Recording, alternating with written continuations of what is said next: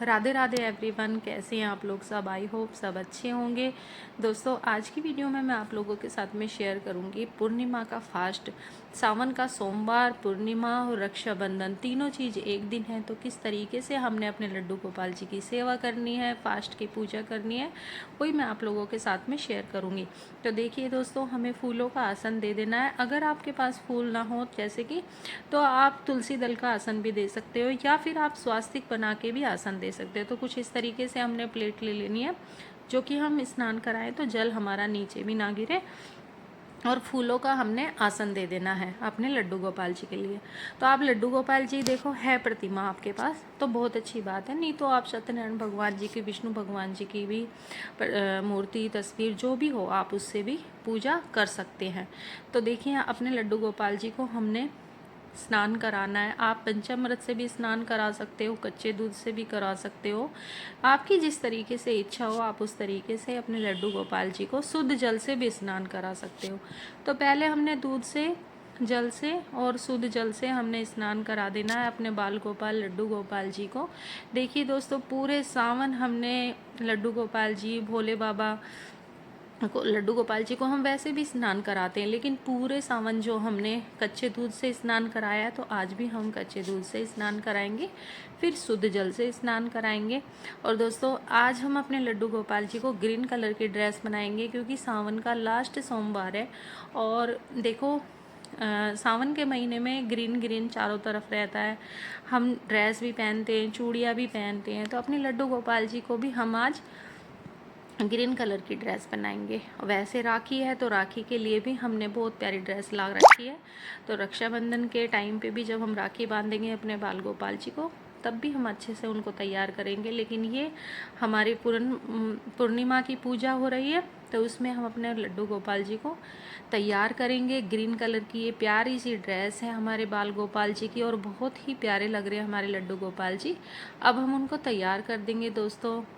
तो इस तरीके से उनका गले का नेकलेस हमने पहनाया है, और बांसुरी हमने अपने लड्डू गोपाल जी के पास में ही रखनी है, हमेशा पास में रखनी है। देखो, बांस की बांसुरी हो तो बहुत अच्छी बात है, नहीं तो ये वाली भी आपकी चांदी या जैसी भी, जिसकी जैसे इच्छा हो उस तरीके से अपने बाल गोपाल जी के पास में हमें बांसुरी अवश्य रखनी है। अब किस रूप में, देखो, अलग से मैंने चौकी नहीं लगाई है, मंदिर में ही मैं ये पूजा कर रही हूँ दोस्तों पूर्णिमा की।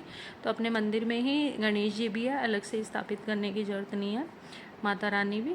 पूरा जैसे हम देवी देवताओं की अपना मंदिर में पूजा करते हैं, उस तरीके से ही तिलक सबको लगा देना है। इत्र हमारे लड्डू गोपाल जी को बहुत प्रिय है, तो इत्र भी हमें लगा देना है, और इस तरीके से हमने पूजा करनी है। दिया हमने पहले प्रज्वलित कर लेना है, क्योंकि दिया हमारी पूजा का साक्षी होता है दोस्तों।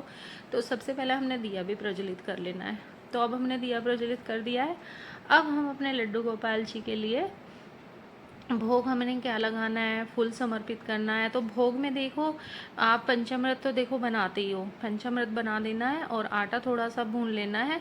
जैसे आप लोग करते हो, दूध का पंचामृत बना के उसी का ही भोग लगाते हो, या फिर अलग से जैसे कि आटा भी भून के और उसका भी कसार बोलते हैं हमारे यहाँ पे, तो वो भी बनाते हो। तो जिस तरीके से दोस्तों आप लोगों के यहाँ पे करते हैं, उस तरीके से ही आप लोग करिए। तो अब हमने फूल समर्पित कर दिए, क्योंकि हमारे बाल गोपाल जी को खुशबू बहुत ही प्रिय है, तो जितना हो सकता है हमने फूलों का उपयोग हमने लेना ही लेना है। इत्र भी हमें लगाना है अपने बाल गोपाल जी को इस तरीके से। और दोस्तों, हमने ऋतु फल का भोग लगाया है, और पंचामृत का हमने भोग लगाना है, और आटा अगर भून रखा है तो आटे का भी, जो कसार बोलते हैं ना, उसका भी हमने भोग लगाना है। तो कच्चा दूध और ऋतु फल हमने भोग लगा देना है। अब दोस्तों देखिए, तुलसी दल हमने अवश्य पूजा में रखना है, फल पे भी तुलसी दल रखना है, और वैसे भी, क्योंकि हमारे लड्डू गोपाल जी की पूजा में अगर तुलसी नहीं है तो पूजा हमारी अधूरी है। तो ये हमने सत्यनारायण भगवान जी का, आप अलग से भी देखो चौकी लगा के पूजा कर सकते हो, नहीं आप ऐसे भी कर सकते हो, आप बाल स्वरूप अपने लड्डू गोपाल जी की पूजा भी कर सकते हो। और अगर आपके पास विष्णु भगवान जी की प्रतिमा, तो आप उससे भी पूजा कर सकते हो। तो दोस्तों, उसके बाद में हमने ओम नमो भगवते वासुदेवाय का जप करते हुए पूजा संपन्न करनी है, और अपने लड्डू गोपाल जी की आरती करनी है, भोले बाबा की आरती करनी है, माता रानी की आरती करनी है, जिसकी भी आप जैसे करते हो, इस तरीके से हमने सत्यनारायण भगवान जी की पूजा करनी है। ओम नमः शिवाय दोस्तों, राधे राधे एवरीवन।